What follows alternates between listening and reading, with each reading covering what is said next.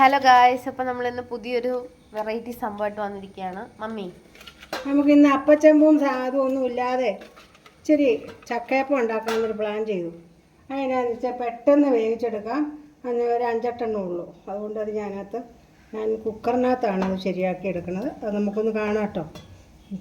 ഇത് ഇടനേലയാട്ടോ. ഈ ഇടനേല നമ്മൾ കഴുകി തുടച്ചെടുത്തേക്കുന്ന കേട്ടോ. നല്ല ഇലയാണ്. പിന്നെ അത് നമ്മൾ ഈ പാത്രത്തിനകത്തിട്ട് ഇങ്ങനെ വയ്ക്കും.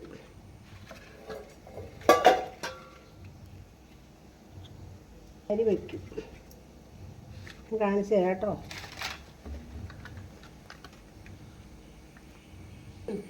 പിന്നെ നമുക്ക് ഈ പാത്രത്തിനകത്തിട്ട് ഇതുപോലെ അങ്ങ് കൊള്ളിച്ച് വെക്കണം. നിങ്ങൾക്ക് ഏത് പാത്രമാണ് കുക്കറിനകത്ത് ഇറങ്ങണതെന്ന് വെച്ച് കഴിഞ്ഞാൽ അത് ചെയ്യുക.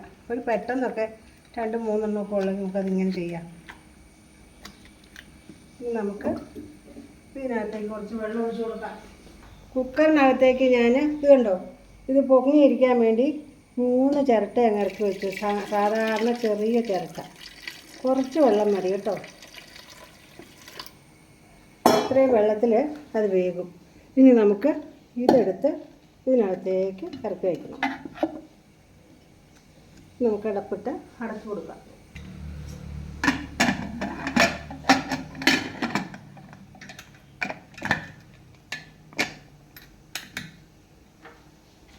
പെട്ടെന്ന് ഇപ്പം ഞാൻ ഈ അടയുണ്ടാക്കി വെച്ചെന്നാന്നറിയാവോ, നിങ്ങളെ ഒന്ന് കാണിച്ചു തരാമെന്ന് ഓർത്ത് ഇട്ടിട്ടുണ്ട്. പക്ഷേ ഈ ഇഡ്ഡലി പാത്രത്തിൽ വെച്ചിട്ട് തികഞ്ഞില്ല. അതുകൊണ്ട് ഞാൻ ഇതിലേക്ക് വെച്ചു. അപ്പോൾ ഇതൊരു നിങ്ങൾക്കൊന്ന് കാണുകയും ചെയ്യാമല്ലോ എന്ന് വിചാരിച്ചാണ്. ചക്കയുടെയാണ്. ഈ ചക്ക കണ്ടോ, നമ്മുടെ വീട്ടിലുണ്ടായതാട്ടോ. നമ്മുടെ പറമ്പിലുണ്ടായ ചക്കയാണ്. ഇടനേല നല്ല കഴുകി തുടച്ചിട്ടൊക്കെയാണ് എടുത്തിട്ടുള്ളത്. എല്ലാം തുടച്ച് നല്ല വൃത്തിയാക്കി വെച്ചേക്കുമായിരുന്നു എളുപ്പത്തിന്.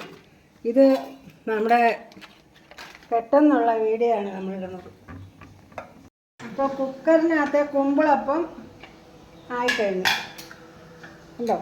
ഇനി നമുക്ക് അതിങ്ങ് വാങ്ങാം.